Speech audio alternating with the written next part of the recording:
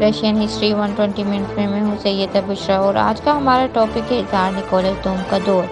زار نکولس دوم 1894 میں تخت پر چڑھا۔ اس کے دور حکومت میں معاشی جدوجہد، سیاسی بدامنی اور فوجی شکستیں شامل تھیں، جن میں پہلی جنگ عظیم میں روس کی شمولیت بھی شامل تھی۔